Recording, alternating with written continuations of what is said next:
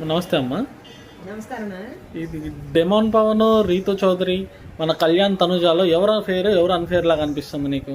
నాకా డిమాన్ పవన్ రీతు చౌదరి అయితే అన్ఫేర్ కానే కాదు, ఫేర్ అనిపిస్తుంది. వాళ్ళిద్దరిని చూడటానికి చూడ ముచ్చటిగా ఉంటుంది.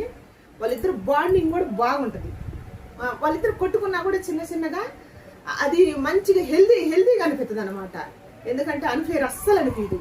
వాళ్ళిద్దరు కొట్టుకున్నా హెల్దీ అనిపిస్తుంది, తిట్టుకున్నా హెల్దీ అనిపిస్తుంది. బాగుంటుంది బాండింగ్ కూడా.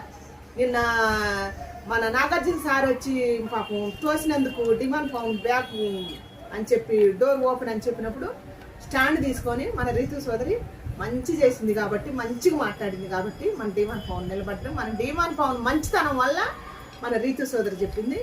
వాళ్ళిద్దరిది హెల్దీ బాండింగ్. వాళ్ళిద్దరిని చూసి నేర్చుకోవాలి. ఎందుకంటే ఇది ఎంటర్టైన్మెంట్ కోసమే, ఇది నిజం కాదు. ఇది బయటనే ఉంచాలి. మనం చూసిందే మనం చెప్పాలి. మన చెవులతో విన్నది మన కళ్ళతో చూసింది చెప్పాలి. మళ్ళా మన ఆర్మీ కళ్యాణ్ది, మన తనుజాది. ఆర్మీ కళ్యాణ్ది నిజమే, తనుజాది అన్ఫేర్. ఎందుకంటే ఆమె స్వార్థం కోసం.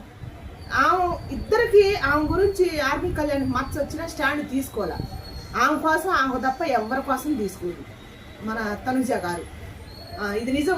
ఈ నిజం తెలుసుకొని ఆర్మీ కళ్యాణి పాపం అదే ట్రాన్స్లో ఉండకుండా గేమ్ మీద ఫోకస్ పెట్టి నిన్న మన డిమాండ్ పవన్ని బ్యాక్ చదువుకొని బయటికి పోవని చెప్పినప్పుడు ఏడ్చిండు. నిజమైన ఫ్రెండ్షిప్కి అర్థం మన ఆర్మీ కళ్యాణ్.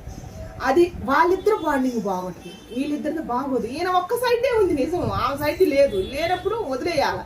అదే జిడ్డులా పట్టుకొని ఏలబడితే చూసే వాళ్ళకి బాగోలేదు.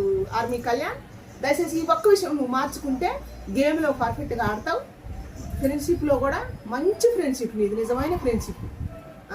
డిమాండ్ పవన్ బయటికి పంపిస్తానగానే నువ్వు ఏడిసిను కూర్చొని.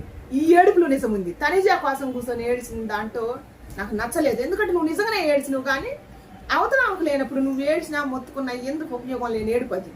ఇది డిమాండ్ పవన్ వెళ్ళిపోతున్నట్టు నువ్వు ఏడ్చిన చూడు, ఇది నిజమైన స్నేహం గురించి ఏడ్చిను. ఇది నిజమైన స్నేహం. నువ్వు డిమాండ్ పవన్ ఇద్దరు ఫ్రెండ్షిప్ చేస్తే చూడాలనుంది. ఇది నాకు నిజం అనిపించింది. మీలో ఎంతమందికి నిజం అనిపించిందో మీ అభిప్రాయం కూడా నాతో చెప్పుకోండి.